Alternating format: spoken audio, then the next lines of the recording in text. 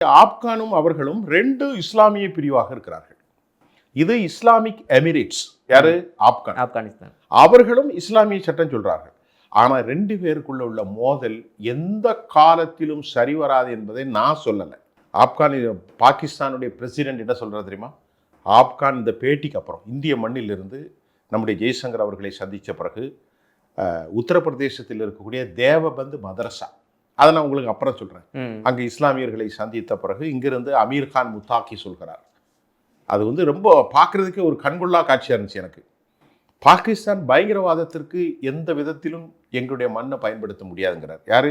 Afghanistan.